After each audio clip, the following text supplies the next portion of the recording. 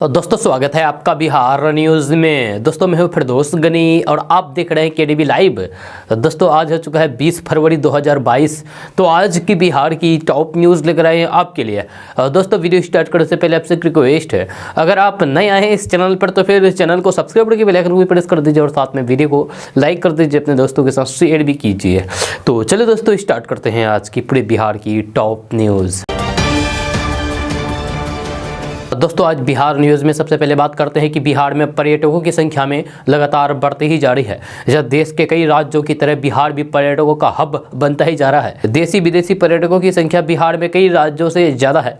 जब विदेशी पर्यटकों की बात करें तो फिर गोवा से भी अधिक विदेशी पर्यटक बिहार आने लगे हैं। आपको बता दें कि 2020 में गोवा में कुल विदेशी पर्यटक 3,02,751 आए थे, जबकि बिहार में विदेशी पर्यटकों का आंकड़ा 3,80,080 था। कहा जा सकता है कि देश के पिछले राज्यों में शुमार होने के बावजूद भी पर्यटकों को बिहार काफी पसंद आ रहा है। कोरोना काल को छोड़ दे तो फिर उससे पहले कुछ वर्षों में बिहार में पर्यटकों की संख्या लगातार बढ़ी हुई दिखती है। बिहार में शराबबंदी कानून का असर पर्यटकों पर नहीं पड़ रहा है। यह शराब नहीं मिलने के बावजूद भी पर्यटकों को बिहार खूब भाता है। यह देश भर में मौज मस्ती के लिए सबसे अधिक लोग गोवा जाते थे, लेकिन कोरोना काल में हालात ऐसे रहे कि लोगों को गोवा से अधिक पसंद बिहार आया। जब विदेशी पर्यटकों की संख्या पिछले साल गोवा से भी अधिक बिहार में रही। दोस्तों बात करते हैं कि भाजपा नेताओं के बीच तेजस्वी यादव बिहार की राजनीति में अगर राजद और भाजपा का नाम सामने आए तो फिर नज़र के आगे केवल प्रहार और बयानबाजी ही दिखेगी। लेकिन गुरुवार को विधानसभा परिसर में कोई राजनीतिक घमासान नहीं बल्कि एक ऐसे दृश्य देखने को मिला जिसकी प्रशंसा हर कोई करेगा। आप भी जानेंगे तो आप भी करेंगे। नेता प्रतिपक्ष तेजस्वी यादव भाजपा नेताओं के बीच घिरे हुए थे। मंत्री नितिन नवीन के साथ आगे बढ़ रहे लालू प्रसाद यादव के पुत्र तेजस्वी यादव के सभी नेता भोज की मांग कर रहे थे। इसका वीडियो जमकर वायरल हो रहा है। जब गुरुवार को लोकसभा अध्यक्ष ओम बिरला बिहार आए, पटना में विधानसभा के अंदर प्रबंधन कार्यक्रम के बाद जब सभी सदस्य बाहर जाने लगे तो फिर तेजस्वी यादव को सत्ता पक्ष के नेताओं ने घेर लिया। सभी एक साथ ही आगे बढ़े। तेजस्वी यादव भाजपा के मंत्री नितिन नवीन के साथ आगे बढ़ रहे थे, तभी आसपास से सभी बीजेपी के नेताओं ने कहना शुरू कर दिया कि तेजस्वी जी अब एक भोज तो दे ही दीजिए विधानमंडल के लिए। तेजस्वी यादव से जब भाजपा के विधायक भोज की डिमांड कर रहे थे तो एक तरफ जहां तेजस्वी मुस्कुरा रहे थे तो वहीं दूसरी तरफ सभी भाजपा नेता हंसी ठहाके के बीच तेजस्वी भोज पर हामी भर रहे थे। तभी तेजस्वी की नजर भाजपा सांसद और पूर्व केंद्रीय मंत्री रविशंकर प्रसाद पर पड़ी। तेजस्वी यादव ने उन्हें पैर छूकर के प्रणाम किया। रविशंकर प्रसाद ने उन्हें आशीर्वाद दिया और फिर शाहनवाज हुसैन ने तेजस्वी यादव को आवाज दी। मंत्री शाहनवाज हुसैन ने तेजस्वी यादव को आवाज देते हुए बुलाया और शादी में नहीं बुलाने की शिकायत कर दी। इस पर तेजस्वी यादव ने कहा कि अब तो वे भी उनके ही लीग में शामिल हो चुके हैं। सभी नेताओं ने तेजस्वी को शादी की बधाई दी। आपको बता दूं कि बिहार की राजनीति में भले ही सियासी उठापटक होता रहा हो, लेकिन गुरुवार का यह दृश्य हर किसी को सुकून और सियासत का एक अलग संदेश भी देता है।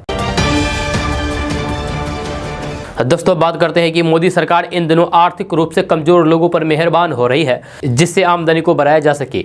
अगर आप पीएम किसान सम्मान निधि लाभार्थी हैं तो फिर आपकी किस्मत बहुत अच्छी है। इस योजना से जुड़े लोगों के लिए केंद्र सरकार ने एक ऐसी स्कीम शुरू की है जिसके अनुसार लोगों को हर महीने पेंशन दी जाएगी। सरकार की इस स्कीम का नाम पीएम किसान मानधन योजना है, जिससे आपको हर महीने 3,000 रुपये पेंशन दी जाएगी। इसके लिए सरकार की ओर से कुछ शर्तें भी रखी है जिसके मानक पूरे करना अनिवार्य होंगे। पीएम किसान सम्मान निधि योजना करीब 11 करोड़ से ज्यादा किसानों को किस्त मिल रही है। पीएम किसान के लाभार्थी को केंद्र सरकार द्वारा किसान क्रेडिट कार्ड और पीएम किसान मानधन योजना का फायदा दे रही है। जब मानधन योजना के लिए कोई दस्तावेज नहीं देना होगा, वहीं इससे जुड़कर आप जेब से बिना खर्च के 36,000 रुपए सालाना पा सकते हैं। आप सोच रहे होंगे कि आखिर ये स्कीम कैसे मिलेगा, तो आपको बता दूं कि पीएम किसान मानधन योजना के तहत लघु सीमांत किसानों को हर महीने पेंशन देने की योजना है। इसमें 60 साल की उम्र के बाद हर महीने 3,000 रुपए यानी कि 36,000 रुपए सालाना पेंशन दी जाती है। जब कोई किसान पीएम किसान सम्मान निधि योजना का लाभ ले रहे हैं तो फिर उसमें पीएम किसान मानधन योजना के लिए कोई दस्तावेज नहीं देना होगा। पीएम किसान स्कीम से प्राप्त लाभ में से सीधे ही अंशदान करने को चुनने की छूट है। इस तरह किसान को सीधे अपनी जेब से पैसे खर्च नहीं करना होगा। 6,000 रुपए में से उनका प्रीमियम भी कट जाएगा।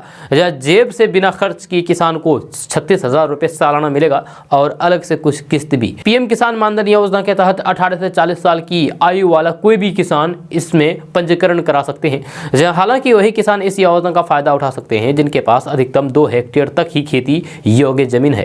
इन्हें योजना के तहत कम से कम 20 साल और अधिकतम 40 साल तक 55 रुपए से 200 रुपए तक मासिक अंशदान करना होगा। अगर 18 साल की उम्र से जुड़ते हैं तो फिर मासिक अंशदान 55 रुपए महीने होगा। अगर 30 साल की उम्र में योजना से जुड़ते हैं तो फिर 110 रुपए हर महीने अंशदान करना होगा। दोस्तों, अब बात करते हैं कि बिहार की राजधानी पटना से अच्छी खबर सामने आ रही है। ताजा रिपोर्ट्स के मुताबिक बिहार कोरोना महामारी की तीसरी लहर से निकल चुका है। यहां प्रतिदिन कोरोना मरीजों की संख्या में लगातार गिरावट देखने को मिल रही है, जो राज्य के यानी कि बिहार के लोगों के लिए अच्छे संकेत हैं। खबर के अनुसार बिहार में बेगूसराय, भागलपुर, बांका, बक्सर, नालंदा समेत 13 जिलों में कोरोना मुक्त हो गए हैं, क्योंकि इन जिलों में पिछले 24 घंटे के अंदर एक भी कोरोना मरीज नहीं मिले हैं। वहीं पटना में सबसे ज्यादा 25 नए कोरोना संक्रमित मरीज की पहचान की गई है। आपको बता दूं कि बिहार में अरवल, बांका, बेगूसराय, भागलपुर, बक्सर, गया, जहानाबाद, खगड़िया, किशनगंज, लखीसराय, नालंदा, रोहतास और शिवहर में कोरोना के एक भी नए मरीज नहीं मिले हैं। हालांकि अन्य जिलों में करीब सैकड़ों नए संक्रमित मरीज मिले हैं। जब बिहार में कोरोना संक्रमण की रफ्तार में कमी आने के बाद जनजीवन असामान्य होता जा रहा है। बिहार सरकार ने सभी तरह की पाबंदियों को हटा दिए हैं। साथ ही साथ स्कूल, कॉलेज, यूनिवर्सिटी, कोचिंग सभी को खोल दिया गया है, लेकिन लोगों को अभी भी मास्क लगाना और कोरोना गाइडलाइंस का पालन करने की सलाह दी गई है। दोस्तों, बात करते हैं कि बिहार का अब तक का सबसे आधुनिक तारामंडल दरभंगा में बन रहा है। इसका काम अंतिम चरण में है। मई 2022 तक इसे पूरा करने का लक्ष्य है। इसका निर्माण बिहार सरकार के विज्ञान एवं प्रौद्योगिकी विभाग की ओर से दरभंगा पॉलिटेक्निकल की 3.5 एकड़ जमीन पर हो रहा है। इसकी लागत 73 करोड़ 73,60,331 रुपए आएगी। इसके बन जाने से उत्तर बिहार के साथ साथ नेपाल के छात्रों, युवाओं को भी ग्रहों और तारों की दुनिया नजदीक से देखने को मिल जाएगी। ये तारामंडल पटना के बाद बिहार में दूसरा होगा। जानकार बताते हैं कि मिथिलांचल की नई पीढ़ी को पटना की बजाय दरभंगा में स्थित पॉलिटेक्निकल कॉलेज के ग्राउंड में ही तारामंडल मिलेगा। यहां लोग विज्ञान से जुड़ी बातों की जानकारी ले सकेंगे।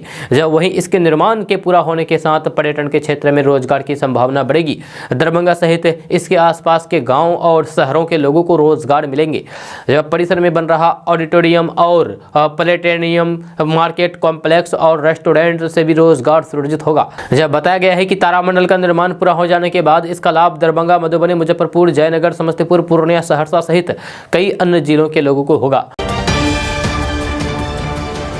दोस्तों, बात करते हैं कि नेताओं के स्वागत और उनकी जनसभाओं में समर्थकों की ओर से नारे लगाना बेहद आम बात है, लेकिन हालिया वर्षों में भारत के हिंदी पट्टी राज्यों में एक ऐसा नारा लोगों के जुबान पर चढ़ने लगा है जो किसी दौर में कश्मीर में अलगाववादियों और दहशतगर्दियों के समर्थन में लगाया जाता था। नारे लगाने वाले नारे के इतिहास से पूरी तरीके से अनजान रहते हैं और उत्साह में अपने नेता के लिए जोरदार नारे लगाते हैं। नारा यह है कि देखो देखो कौन आया, शेर आया, शेर आया। हाल के वर्षों में कई जगहों पर नेताओं के स्वागत में ये नारा खूब बुलंद होता है, चाहे बिहार, उत्तर प्रदेश हो या फिर हैदराबाद या फिर मुंबई, दिल्ली ही क्यों ना हो। इन सभी जगहों पर नेताओं की विराटता, शक्ति और जन समर्थनों को दर्शाने के लिए देखो देखो कौन आया, शेर आया, शेर आया खूब गूंजते हैं। लेकिन भारत के इतिहास में ये एक ऐसा नारा है जो भारत के खिलाफ बगावत करने वालों के लिए सबसे ज्यादा इस्तेमाल हुआ है। और अजीब संयोग ये है कि ये नारा अब भारत के नेताओं के स्वागत में लगाया जाता है। जो ऑल इंडिया मजलिस इत्तेहादुल मुस्लिमीन यानी कि AIMIM के अध्यक्ष और हैदराबाद के सांसद असदुद्दीन ओवैसी अक्सर जब हैदराबाद या फिर अन्य जगहों पर जनसभा करने जाते हैं तो फिर उनके स्वागत में ये नारा गूंजता है और कहा जाता है कि देखो देखो कौन आया, शेर आया, शेर आया। जब बिहार में इन दिनों चिराग पासवान, मुकेश सहनी जैसे युवा नेताओं के लिए भी अक्सर ये नारा सुना जाता है। उत्तर प्रदेश में चल रहे विधानसभा चुनाव में चाहे भाजपा हो या फिर समाजवादी पार्टी और कांग्रेस, उनके नेताओं के लिए ये नारा खूब गूंज रहा है। जब पंजाब में इस बार के चुनाव में भी ये नारा सुनने को मिला है और नारा यही है कि देखो देखो कौन आया, शेर आया, शेर आया।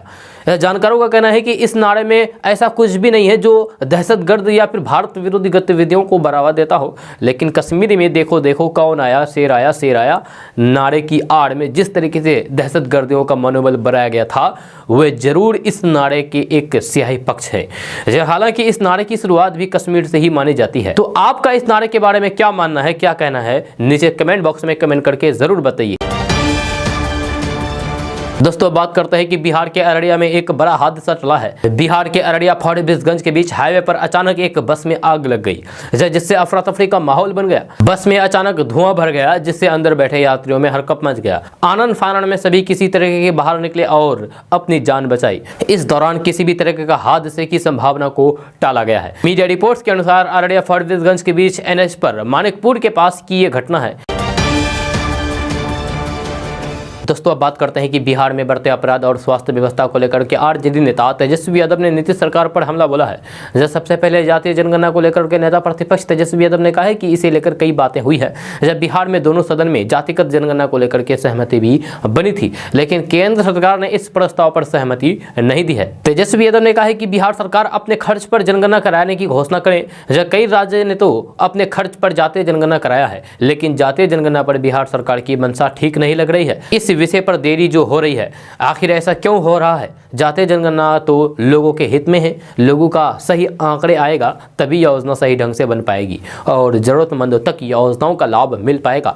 तेजस्वी यादव ने कहा है कि हमारी सरकार रहती तो फिर इस विषय पर इतना सोचना नहीं पड़ता, न ही हमें किसी से डर रहता। वहीं बिहार को विशेष राज्य का दर्जा दिए जाने की मांग पर तेजस्वी यादव ने कहा है कि बिहार सरकार ये मांग किससे कर रही है, ये समझ से परे है। विशेष राज्य का दर्जा की मांग पर बीजेपी के लोग सरकार पर यह आरोप लगा रही है कि राज्य सरकार बजट का पैसा खर्च नहीं कर पा रही है। तेजस्वी यादव ने बिहार की स्वास्थ्य व्यवस्था पर हमला बोलते हुए कहा है कि बिहार के सिवान में मरीज के बेड पर कुत्ते सोए रहते हैं, जिससे यह पता नहीं चलता है कि मरीज के बेड पर कुत्ते हैं या फिर कुत्ते के बेड पर मरीज।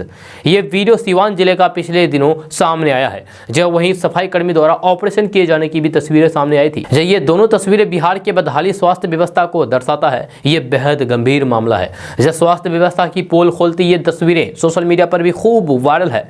तेजस्वी यादव ने कहा है कि अस्पताल के बेड पर कुत्तों के सोने की यह तस्वीर स्वास्थ्य मंत्री मंगल पांडे के गृह जिले सिवान की है।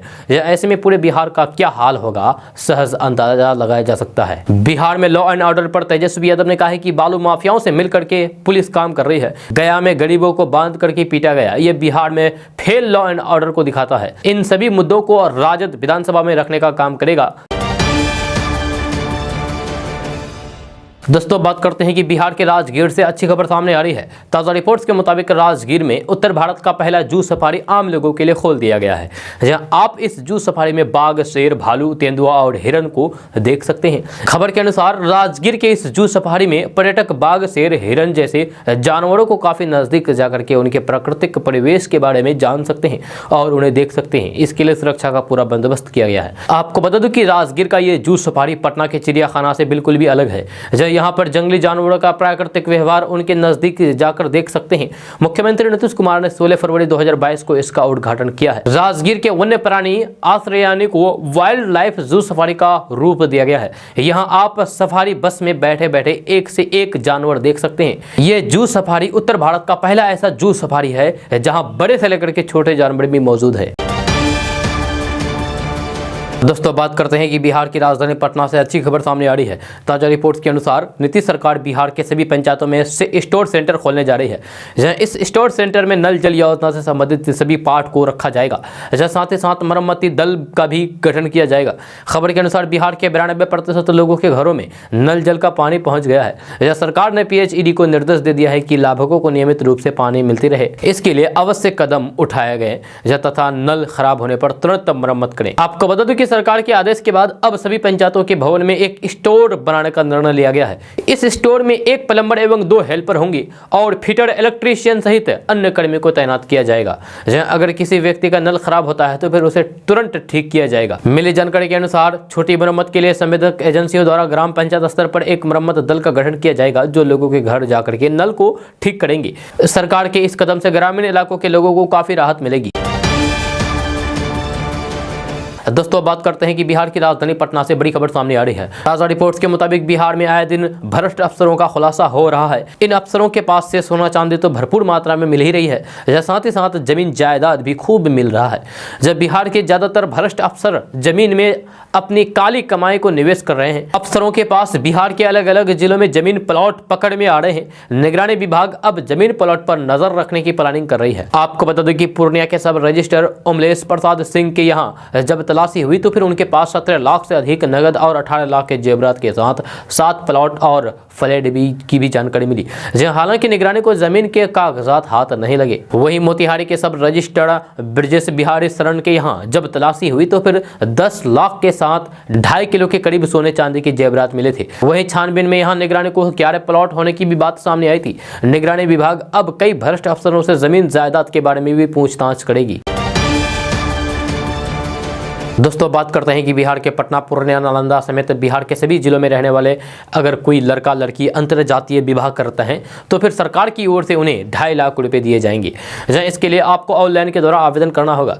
खबर के अनुसार बिहार में जाति प्रथा को खत्म करने तथा समाज की सोच को बदलने के लिए बिहार सरकार के द्वारा अंतरजातीय विवाह प्रोत्साहन योजना और मुख्यमंत्री निःशक्तजन विवाह प्रोत्साहन योजना बनाई गई है ताकि समाज की सोच को बदला जा सके। आपको बता दूं कि सरकार अंतरजातीय विवाह को बढ़ावा देने के लिए दूसरे जाति में शादी करने पर 2.5 लाख रुपए की आर्थिक सहायता देती है। इसके तहत 1.5 लाख रुपए उनके बैंक अकाउंट में RTGS या फिर NFT से भेज दिए जाते हैं। वहीं 1 लाख रुपए का फिक्स डिपॉजिट 3 सालों के लिए किया जाता है। 3 साल बाद फिक्स डिपॉजिट की राशि एवं उस पर अर्जित ब्याज विवाहित जोड़े को दे दिया जाता है। इसके लिए आपको आधार कार्ड, निवास प्रमाण पत्र, मैरिज सर्टिफिकेट, शादी की फोटो, मोबाइल नंबर आदि आवेदन देने के दौरान देना होगा। तो अगर आप भी आवेदन करना चाहते हैं तो आपके लिए एक वेबसाइट है और ये वेबसाइट है www.ambedkarfoundation.nic.in।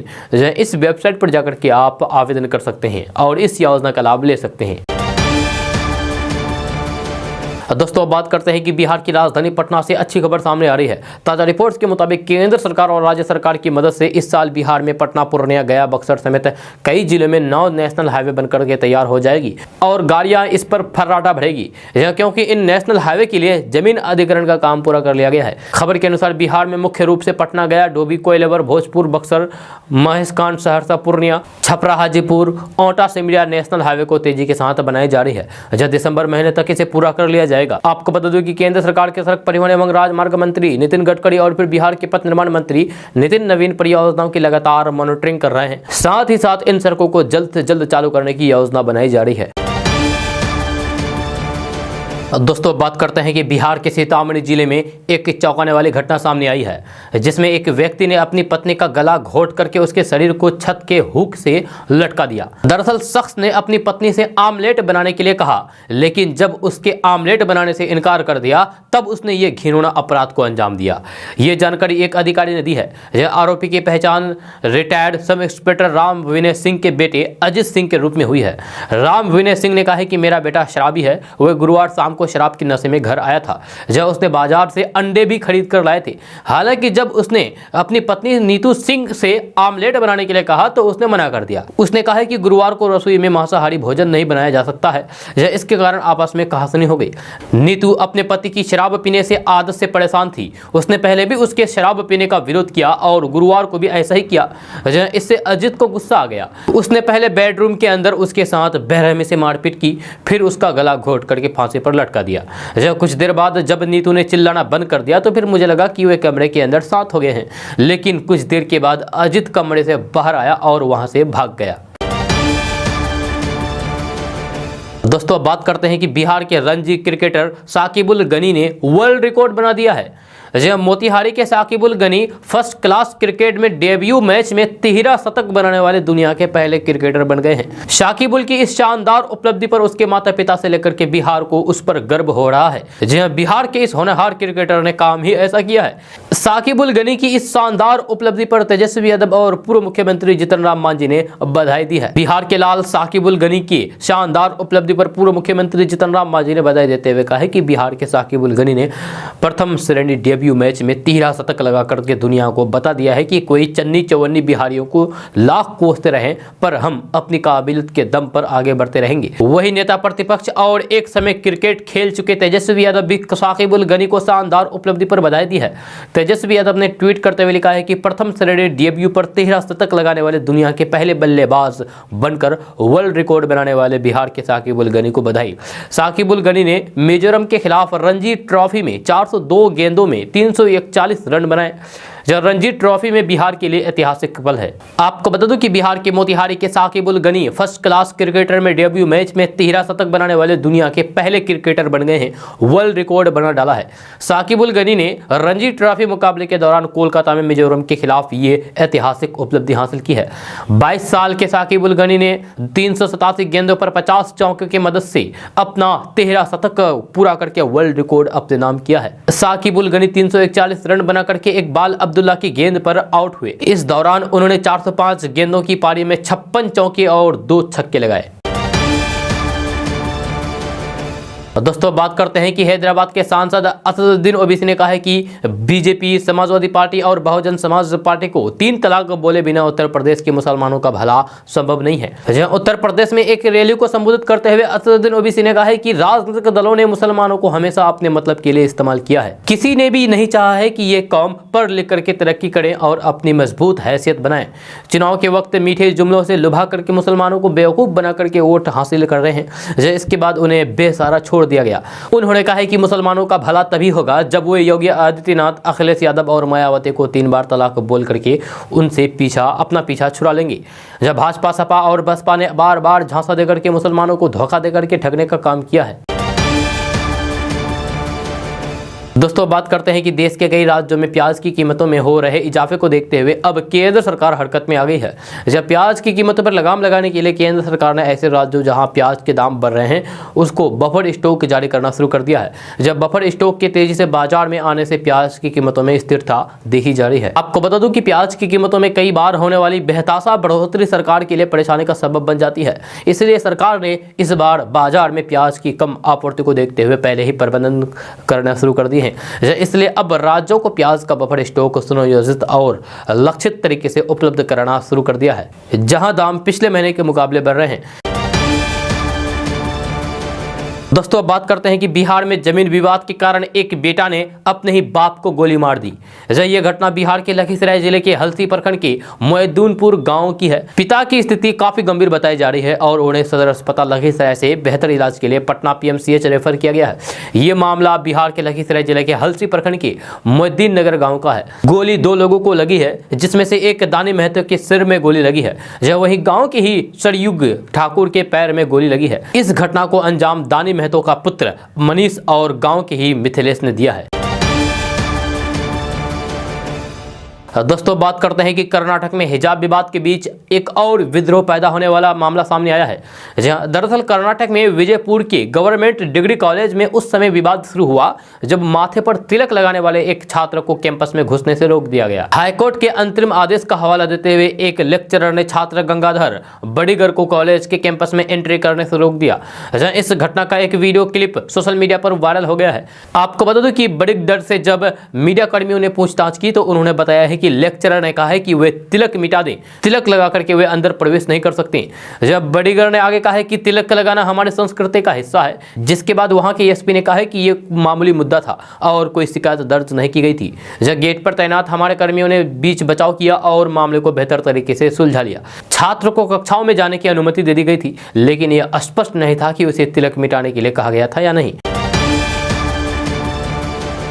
दोस्तों बात करते हैं कि बिहार में चल रही शिक्षक बहाली प्रक्रिया एक बार फिर से ग्रहण लगा है। जब बिहार के हाई स्कूल और +2 शिक्षकों के तकरीबन 32,000 पदों पर नियुक्ति प्रक्रिया के ऊपर पटना हाईकोर्ट ने रोक लगा दी है। पटना हाईकोर्ट की तरफ से लगी इस रोक को हटाने के लिए अब शिक्षा विभाग न्यायालय में अपील दायर करेगा। इसकी तैयारी पूरी कर ली गई है। शिक्षा विभाग ने इसको लेकर के विधि विभाग को प्रस्ताव भेजा है। आपको बता दें कि 17 और 18 फरवरी को ही नियुक्ति पत्र दिया जाना था और इसको लेकर के विभाग के निर्देश पर 300 नियोजन इकाइयों में तैयारियां पूरी कर ली गई थी। जानकारी के मुताबिक शिक्षा विभाग हाई कोर्ट से अपील करने जा रहा है, जिसमें बताया गया है कि 32,700 शिक्षकों की नियुक्ति को लेकर के प्रक्रिया अंतिम दौर में थी। अधिकतर औपचारिकता पूरी हो चुकी है। दोस्तों बात करते हैं कि विपक्ष के भारी दबाव में झारखंड सरकार ने आखिरकार शुक्रवार को झारखंड कर्मचारी चयन आयोग की मैट्रिक तथा इंटरमीडिएट स्तर की प्रतियोगिता परीक्षा में जिला स्तरीय पदों के लिए क्षेत्रीय जनजातीय भाषाओं की सूची में मगही, अंगिका एवं भोजपुरी को भी शामिल कर लिया है। जहां झारखंड सरकार द्वारा देर शाम जारी अधिसूचना में कहा गया है कि पिछले साल 24 दिसंबर को इस संबंध में जारी अधिसूचना को रद्द करते हुए नई अधिसूचना जारी की जा रही है।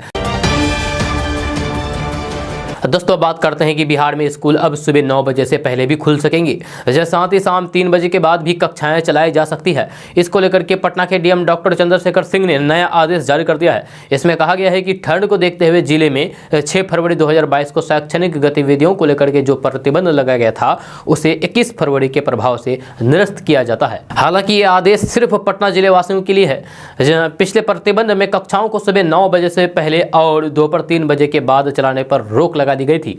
अब उन प्रतिबंधों को हटाने के बाद 21 फरवरी से स्कूलों की कक्षाएं पहले की तरह चल सकेगी।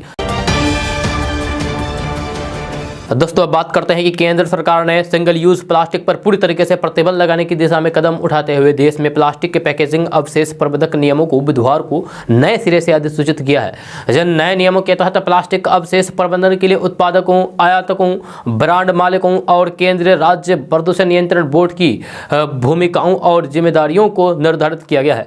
इन नियमों को तत्काल प्रभाव से लागू किया गया है। अधिसूचित नए नियमों के तहत केंद्रीय पर्यावरण, वन एवं जलवायु परिवर्तन मंत्रालय का जोड़ देश में पूरी तरीके से इस्तेमाल किए जाने वाले योग्य प्लास्टिक को बढ़ावा देना है। मंत्रालय का दावा है कि इससे न सिर्फ प्लास्टिक पैकेजिंग अवशेष की चक्रीय अर्थव्यवस्था मजबूत होगी बल्कि प्लास्टिक के नए विकल्पों को भी बढ़ावा मिलेगा।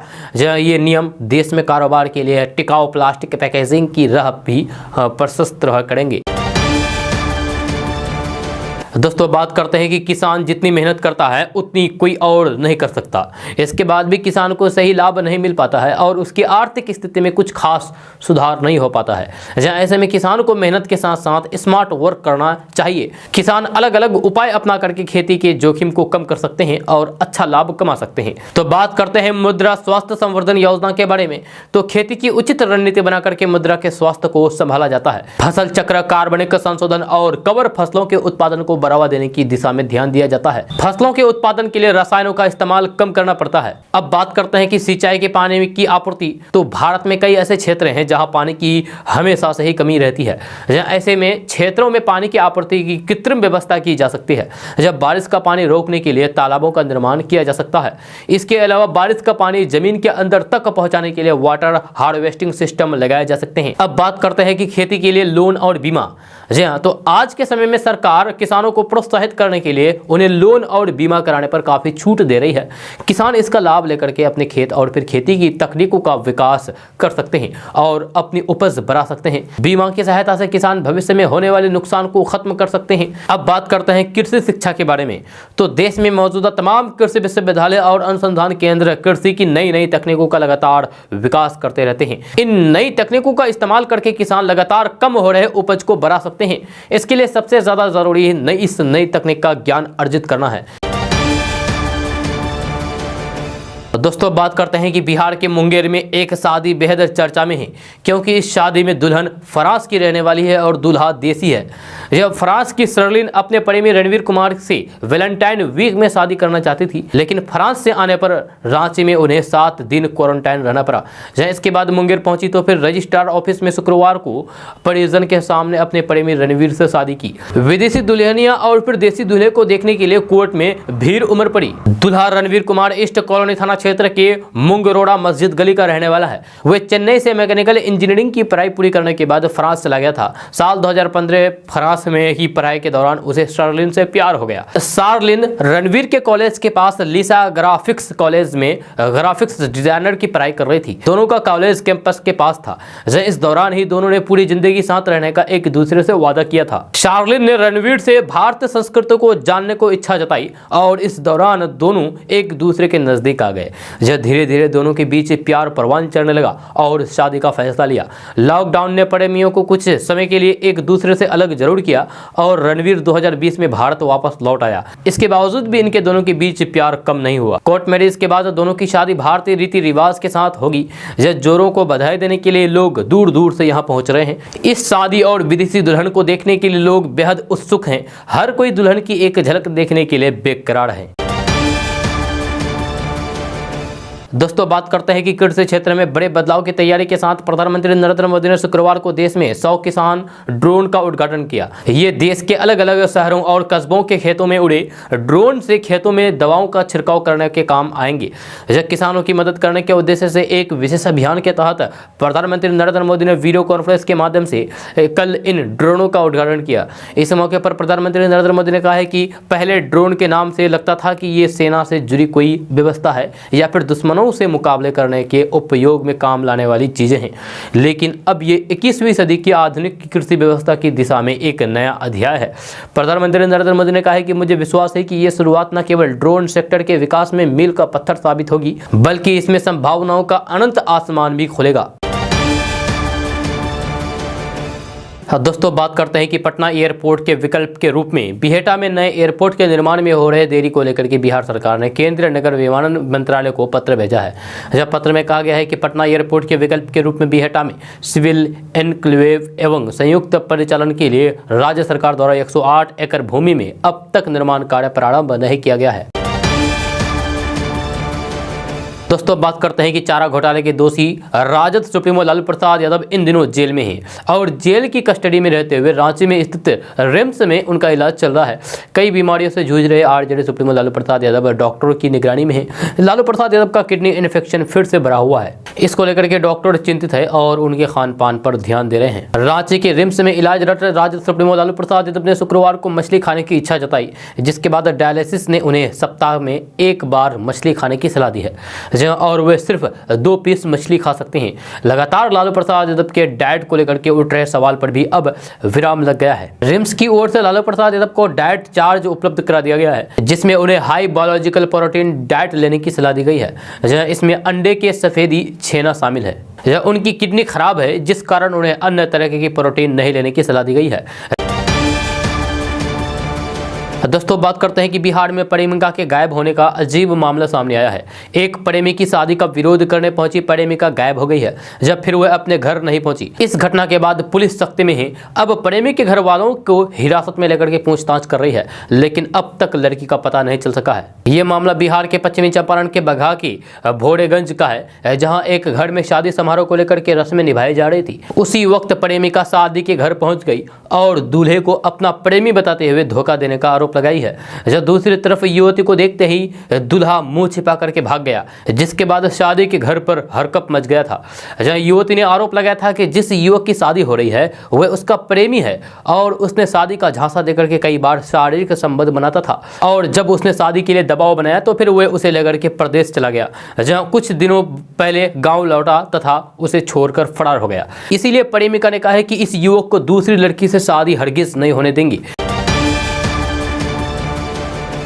दोस्तों बात करते हैं कि जुड़वा लोगों की कहानियां अक्सर सामने आती रहती है, लेकिन अमेरिका की रहने वाली जुड़वा बहनों की कहानी सबसे जुदा है। इन बहनों ने हमशक्ल भाइयों से शादी की, जब कुछ ही महीनों के अंतराल पर दोनों प्रेग्नेंट हुई और दोनों को बच्चे हुए, जिनकी शक्ल भी बिल्कुल भी एक जैसी है। इसीलिए उन्हें टेक्निकली जुड़वा कहा जा रहा है। इस तरह से ये पूरा परिवार ट्विन फैमिली बन गया है। इंडिपेंडेंट की रिपोर्ट्स के अनुसार अमेरिका के वर्जीनिया की रहने वाली 34 साल की ब्रिटेनी और ब्रियाना जुड़वा बहनें हैं। जब बचपन से उनकी पसंद नापसंद से लेकर के सब कुछ एक जैसा रहा है। दोनों फिलहाल एक ही लॉ फॉर्म में वकील के रूप में काम कर रही है। 2018 में दोनों एक मेले में गई। इस मेले में देश विदेश से जुड़वा लोग आए थे। यही उन्हें अपने जीवन साथी मिले। जब मेले में दोनों बहनों की मुलाकात जोश और जेरमी से हुई। दोनों भाई भी जुड़वा और देखने में एक जैसे हैं, लिहाजा ब्रिटेनी और ब्रियाना को पहली ही नजर में जोश और जेरमी से प्यार हो गया, जिसके बाद उन्होंने एक साथ शादी कर ली। और गौर करने वाली बात यह है कि सभी एक घर में साथ साथ रहते हैं और उनके बच्चे भी जेनेटिकली एक जैसे हैं। इस परिवार का आगे भी सब कुछ साथ ही रहने का इरादा है। जुड़वाओं के इस परिवार की कहानी सुनकर के लोग हैरान हो रहे हैं। जब सबसे पहले जोश और ब्रिटेनी के घर बच्चे ने जन्म लिया। पिछले साल जनवरी में जोश ने सोशल मीडिया पर अपने नवजात बच्चे की तस्वीर पोस्ट की। इसके बाद अप्रैल में उनके भाई ने बताया है कि वह भी पिता बन गया है। दोनों बच्चों की शक्ल बिल्कुल एक जैसी नजर आती है। दोस्तों बात करते हैं कि रेलवे पटना बरौनी कटिहार के रास्ते डबल डेकर ट्रेन चलाने जा रही है। इसको लेकर रेलवे के द्वारा तैयारियां शुरू कर दी गई है। ताज़ा रिपोर्ट्स के मुताबिक इस ट्रेन में कुछ ऐसा कोच भी होंगे जिसमें नीचे माल की ढुलाई और ऊपर सवारी की सुविधा दी जाएगी। खबर के अनुसार इस ट्रेन के परिचालन के माल ढुलाई और यात्रियों की यात्रा एक साथ होगी, जहाँ बिहार के पटना बरौनी कटिहार के रास्ते और पटना केउल के रास्ते इस डबल डेकर ट्रेन को चलाने का रूट तय किया गया है। बहुत जल्द इसकी मंजूरी मिल सकती है। आपको बता दूं कि रेलवे के द्वारा डबल डेकर ट्रेन का परिचालन दिल्ली से हावड़ा तक चलाने के लिए विचार किया जा रहा है। इसके लिए रेलवे ने सभी वरिष्ठ अधिकारियों को सूचना भी दे दी है। इस सुविधा के शुरू होने से माल ढुलाई और यात्री एक साथ की जाएगी। जहाँ रेलवे अधिकारियों की माने तो सफर को और आरामदायक और सुखद बनाने के लिए डबल डेकर ट्रेन अच्छा साबित होगा। दोस्तों आज का न्यूज़ बस यहाँ तक। कैसा लगा जरूर अपना सुझाव दीजिएगा नीचे कमेंट बॉक्स में कमेंट करके। अगर आप नए आए हैं इस चैनल पर तो फिर चैनल को सब्सक्राइब करके बेल आइकन को भी प्रेस कर दीजिए और साथ में वीडियो को लाइक कर दीजिए, अपने दोस्तों के साथ शेयर भी कीजिए। तो चलिए दोस्तों फिर मिलते हैं अगले वीडियो में, तब तक के लिए जय हिंद जय बिहार।